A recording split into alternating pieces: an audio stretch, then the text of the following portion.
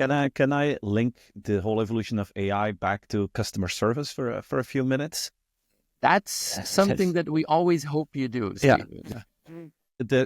There are a lot of opportunities. We discussed this earlier, automation and making it more convenient and making it more efficient to be helped by an organization. But what I'm feeling, and I don't know if you guys have the same experience, both professionally or as a customer, is that companies are now so obsessed with the efficiency opportunities of AI that you're starting to see forms of customer punishment, you could say. Like this week, I saw a story of HP that decided to, on purpose, make the waiting time when you call to their contact center 15 minutes longer than it should be. So they just do plus 15, and you hear a message when you call, oh, it's extremely busy, and because of that, the wait time will be at least 15 minutes. But you can go to our online support, you can go to our chatbot, and there you're going to be helped in real time. Even in minute 14, they tell you, oh, probably it's going to be longer than 15 minutes. It's going to probably be another 5, but why don't you go online and there you can find help?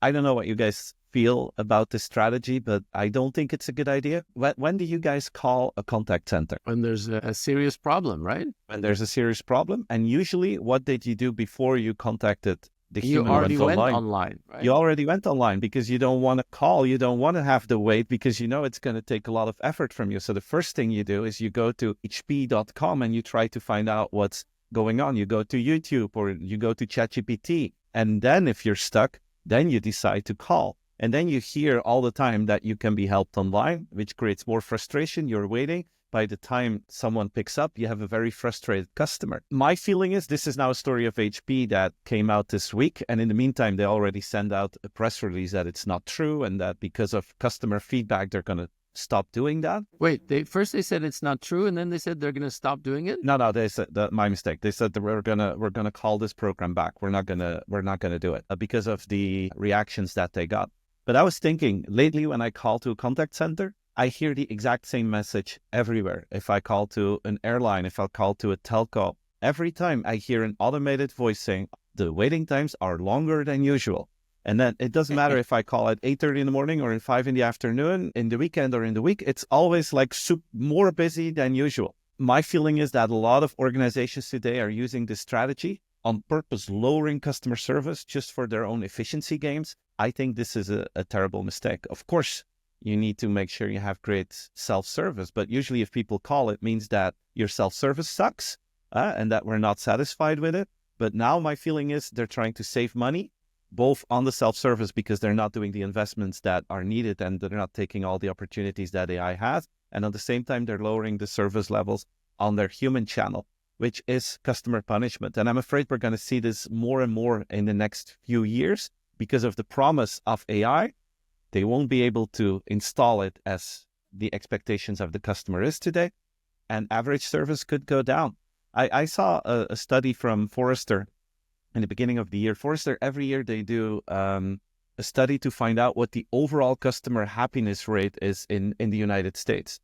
In 2024, the year with the best technology ever, the most AI opportunities ever, customer satisfaction was the lowest in their entire history.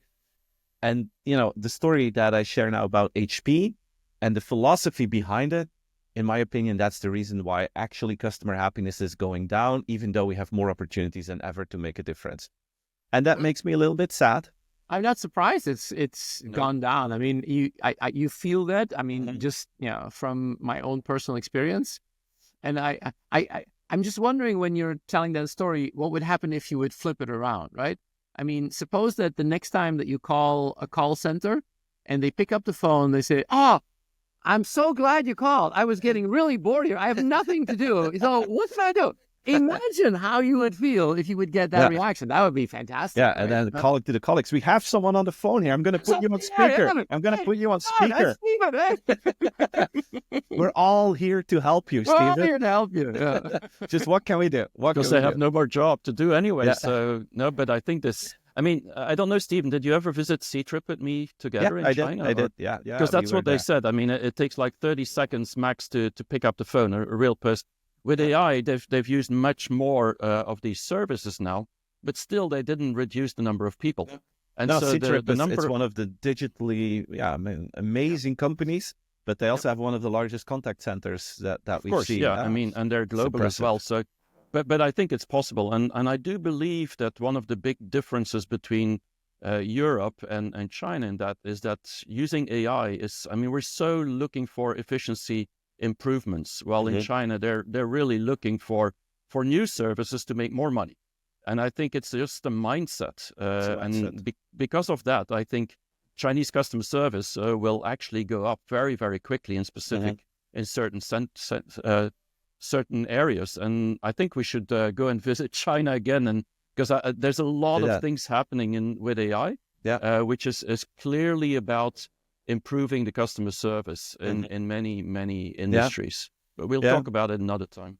No, I agree. And it's the focus on efficiency is one thing, and it's very easy to calculate the amount of money you will save if you have less calls and if you have call avoidance programs and all this. It's very difficult to calculate how much money you will gain if you increase the quality of that. So the saving always wins over creating value in many discussions. So that's the difficult part.